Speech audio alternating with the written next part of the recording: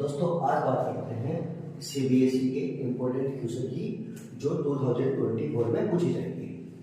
तो first question है so that the following is a composite number, मतलब आपको प्रूव करना है composite number.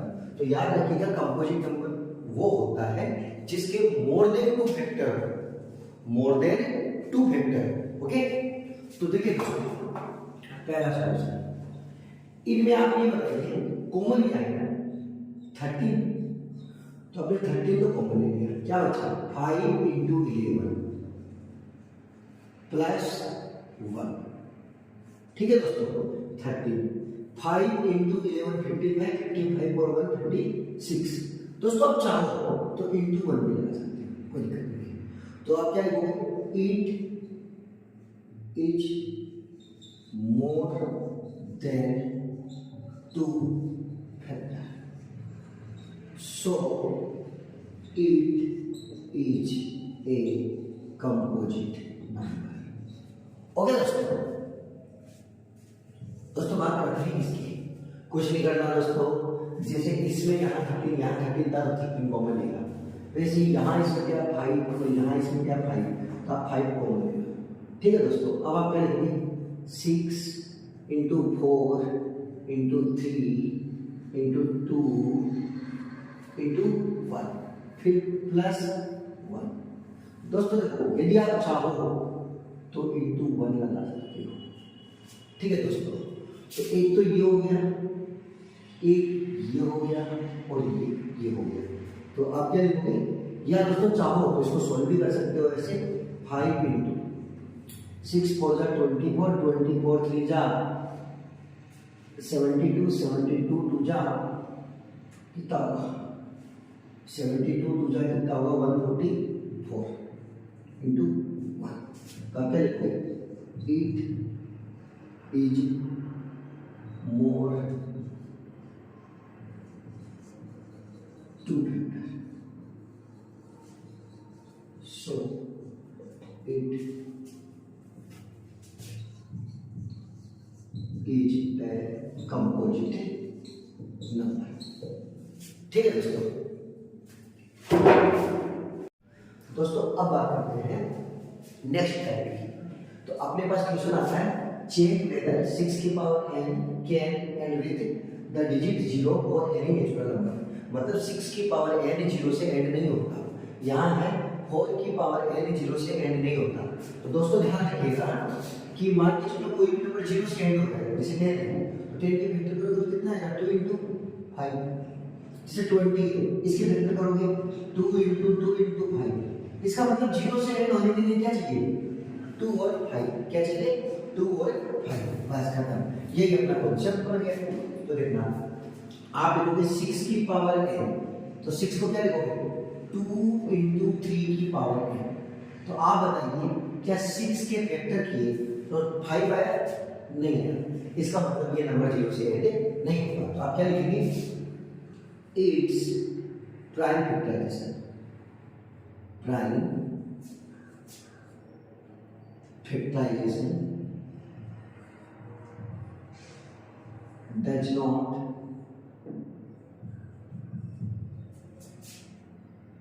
contain have any 2 or 5 pair, so 6 की power n can add with digit 0 for any natural number। Okay दोस्तों same question आपके लिए 4 की पावर n 0 से n नहीं होता, तो इसमें भी आप ये लिखेंगे 4 की पावर n को क्या लिखेंगे 4 को लिखेंगे 2 इंटू 2 और पावर को करेंगे तो n। क्या इसमें 5 आया नहीं आया, तो आप क्या लिखेंगे it's prime factorisation does not contain have any 2 और 5। सो 6 की पावर n की जगह आप लिख देंगे 4 की power n can and with digit 0 और एनी नेचुरल नंबर। ठीक है ना, मतलब कि 6 की पावर n है ना कैन नॉट एंड डिजिट 0। ठीक है दोस्तों नेक्स्ट टाइप आता है इरेशनलिटी। अपने से यहाँ पे क्वेश्चन पूछेगा इरेशनल प्रूफ कर दो। जैसे मैंने एग्जांपल लिया √3, तो आपसे √3 किसी का कोई और कुछ भी ले सकता है, सेम प्रोसेस है कि √2 इरेशनल प्रूफ करो, √5 इरेशनल प्रूफ करो, ठीक है दोस्तों। तो दोस्तों इसको अपन कॉन्ट्राडिक्ट मेथड से प्रूफ करेंगे। तो दोस्तों इसको कैसे प्रूफ करेंगे सुनना। आपको इसके सबसे पहले आपको लिखना है let √3 is a rational number, और आप लोग जानते हैं यदि रेशनल नंबर है तो इसको p/q फॉर्म में राइट डाउन कर सकते हैं। तो √3 = p/q, ठीक है दोस्तों। अब दोस्तों यहाँ पे आपको बताना पड़ेगा कि p एंड q क्या है, यह ध्यान रखना। आपको ये नहीं लिखोगे तो मार्क्स कट जाएगा, तो लिखोगे where p and q are coprime number and p and q are integer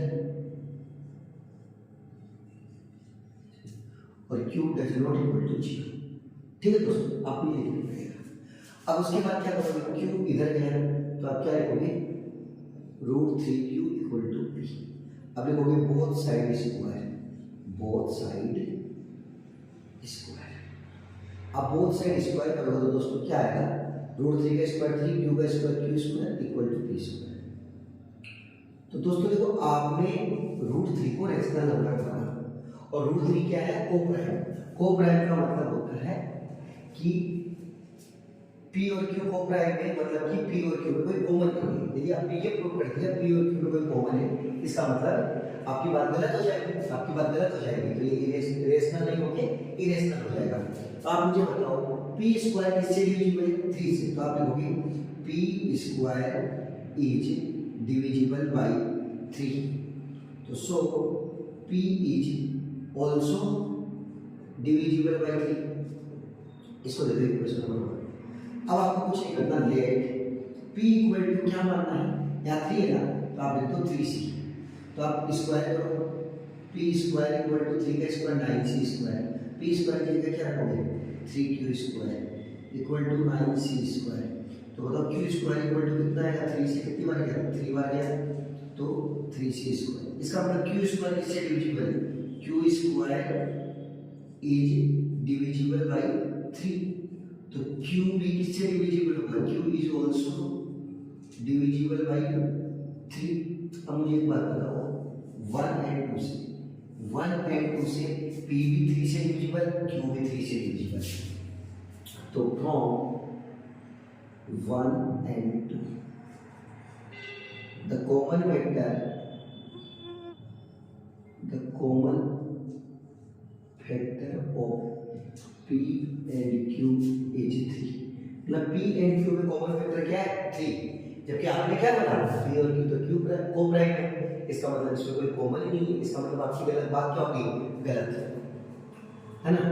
तो ओवर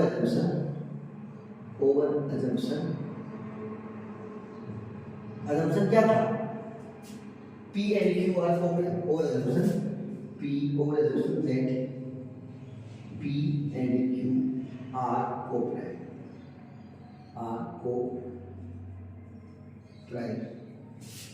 इज कॉन्ट्राडिक्ट। इसका क्या मिल गया, कॉन्ट्राडिक्ट मिल गया। तो so √3 is an irrational number, irrational number, ठीक है दोस्तों, समझ आया। अब दोस्तों देखो इसकी जगह अपने को प्रूव करना होगा √2 इज ए इरेशनल नंबर। क्या प्रूव करना होगा, √2 की जगह से अपन ले लेते हैं √5, क्या लेते हैं √5, कि अपने को प्रूव करना है कि √5 इरेशनल नंबर है। तो दोस्तों कुछ नहीं करना, वही तरीका। सबसे पहले आप बोलोगे कि सर √5 क्या है, रेशनल नंबर है। तो √5 is a rational number, √5 rational number है, तो √5 को क्या लिखोगे, p/q। तो आप लिखते हैं where p and q are coprime number and p and q are integer, q not equal to 0। देखो p और q को कोप्राइम करो, कोप्राइम का मतलब इसमें कोई कॉमन नहीं है। आपने ये प्रूव कर दिया p and q में कोई कॉमन है, इसका मतलब आपने जो एज्यूम किया वो गलत है, आपने एज्यूम किया वो गलत है। इसका मतलब √5 क्या है, इरेशनल। अब मेरी बात सुनो, √5 क्या है, p/q। तो मतलब q इधर है तो क्या हो जाएगा, ये 5 तो था, क्यू इधर गया तो क्यू आ गया, बोथ साइड स्क्वायर, तो रूट 5 का स्क्वायर दोस्तों क्या होगा 5, और क्यू का स्क्वायर क्या होगा क्यू स्क्वायर। ठीक है दोस्तों, इसका मतलब ये पी स्क्वायर ये किससे डिविजिबल है, P square is divisible by 5, इसका मतलब P is also divisible by 5। अब आप बताओ पी को क्या मानोगे, उस जगह 3 था तो 3 से, इस जगह 5 है तो 5 से। अब क्या करोगे, बोथ साइड स्क्वायर, पी का स्क्वायर पी स्क्वायर, 5 का स्क्वायर 25 सी स्क्वायर। अब तो पी स्क्वायर की जगह क्या रखोगे 5 क्यू स्क्वायर, और यहाँ कितना था 25। अब तो 5 से कितनी बार गया 5 बार, इसका मतलब क्यू स्क्वायर इक्वल टू कितना गया 5 सी स्क्वायर, इसका मतलब Q square is divisible by 5, इसका मतलब Q is also divisible by 5। अब मुझे एक बात बताओ, इक्वेशन 1 एंड 2 में पी भी 5 से डिवाइड, क्यू भी 5 से डिवाइड, इसका मतलब from 1 and 2 the common factor of P and Q is 5। Over an assumption that p and q are co-prime is quadratic, so root 5 is an irrational number। ठीक है दोस्तों, ठीक है दोस्तों, अब आता है टाइप। ध्यान रखना दोस्तों, एलसीएम और एचसीएफ की क्वेश्चन है, तो अपने कॉन्सेप्ट है LCM into HCF equal to A into B या प्रोडक्ट ऑफ टू नंबर। ठीक है दोस्तों, पहला क्वेश्चन है इफ एचसीएफ 45 और 2 to 5 का 45 है, तो आपको एलसीएम बताना है। दोस्तों ध्यान रखना इस कॉन्सेप्ट में क्या होगा, कोई भी 3 चीज देगी और छोटी चीज पूछेगा। देखो यहाँ पे क्या देखा है, एचसीएफ 45 दे रखा है, एचसीएफ कितना दे रखा है 45, एचसीएफ कितना दे रखा है 45, और साथ में आपको क्या दे रखा है ए और बी भी दे रखा है, ए कितना है 45 और बी कितना है 2 to 5। तो आपसे क्या पूछा एलसीएम, आपको कुछ नहीं करना दोस्तों, आप जानते हो we know that LCM into HCF equal to product of two number या A into B। बताओ LCM नहीं पता, HCF कितना है 45, A कितना है 45, B कितना है 2 to 5। तो देखो 45 से 45 कैंसिल, तो LCM तो कितना आ गया 2 to 8। ठीक है दोस्तों, ये आता है। Similarly if product of two number, इस बात का मतलब क्या हुआ A into B कितना है 1 एंड एचसीएफ इज 3, मतलब एलसीएम कितना है 3, तो आपको क्या पूछा है एलसीएम पूछा है। तो देखो दोस्तों, इसमें भी कोई 3 बात दे दी, ए इंटू बी दे दिया, मतलब 2 बात, और एचसीएम 3, एलसीएम पूछा है। तो आप जानते हो we know that LCM into HCF equal to A into B. तो दोस्तों देखो एलसीएम नहीं पता, एचसीएफ 3, ए इंटू बी 180। तो देखो दोस्तों 3 से कितनी बार गया 60 बार, एलसीएम कितना आ गया 60। ठीक है दोस्तों, हो जाएगा। अब दोस्तों अपन बात करते हैं नेक्स्ट क्वेश्चन। दोस्तों कई बार क्या आता है, ये एमसीक्यू में आता है, बड़ा फेवरेट है, आपको बता देते हैं। ये क्या आता है ध्यान रखिएगा, जैसे आपको बोल दिया a equal to x y square z और b equal to x square y. आपको पूछेगा एलसीएम बताओ ए और बी का, और आपको क्या बोलेगा एचसीएफ बताओ। दोस्तों देखो मैंने इसका शॉर्ट तरीका बता रखा है, शॉर्ट तरीका क्या है सुनो। तो कभी भी आपको एलसीएम पूछे ऐसे क्वेश्चन में, तो आपको कुछ नहीं करना, ये देखना है जो ज्यादा बार आए, जो ज्यादा बार आए। ठीक है दोस्तों, और एचसीएफ पूछे तो इसके लिए ध्यान रखना जो दोनों में हो, जो दोनों में हो और कम बार, और कम बार। जैसे दोस्तों देखना है, आपको एलसीएम पूछा है, क्या पूछा है एलसीएम। एलसीएम का मतलब जो ज्यादा बार है, तो एक्स से ज्यादा बार कहाँ है नीचे, वाई ज्यादा बार कहाँ है ऊपर, जेड ज्यादा बार कहाँ है ऊपर। और एचसीएफ का मतलब जो दोनों में हो, तो दोनों में एक्स है और कम बार एक्स कहाँ है, क्या दोनों में होगी, कम बार कहाँ है जेड, अपने को लिखना नहीं, मुझे दोनों में नहीं है। तो याद रखना एलसीएम के लिए दोनों में होना जरूरी नहीं है, एलसीएम के मतलब दो ज्यादा बार होगा। दोस्तों अब आप कीजिएगा, एक अगला क्वेश्चन मैं आपको देता हूँ। आपको ए दे रखा है पी स्क्वायर क्यू क्यूब और आर स्क्वायर, और बी दे रखा है क्यू क्यूब पी 3 और आर 4। आपको कुछ एलसीएम बताओ, तो एलसीएम का मतलब क्या होगा, जो ज्यादा बार, तो ज्यादा बार मतलब कौन है, पी ज्यादा बार कहाँ है, यहाँ 2 बार, यहाँ 3 बार, क्यू ज्यादा बार, यहाँ 3 बार, यहाँ 3 बार, 3 बार, आर ज्यादा बार कहाँ है, यहाँ 2 टाइम्स और यहाँ 4 टाइम्स। और ये एचसीएफ कुछ है, मतलब एचसीएफ क्या होगा, जल्दी से बताइए, बराबर बताइए। एचसीएफ का मतलब जो दोनों में हो और कम बार, तो दोनों में बताइए क्या है, यहाँ पी 2 टाइम्स है, यहाँ 3 टाइम्स है, इसका मतलब पी दोनों में और 2 टाइम्स होना लिखिए। क्यू देखो यहाँ भी 3 टाइम्स, यहाँ भी 3 टाइम्स, तो कम बार का है 3 टाइम्स। आर यहाँ 2 बार, यहाँ 4 बार, दोनों में मतलब कम बार का है आर की पावर। ठीक है दोस्तों।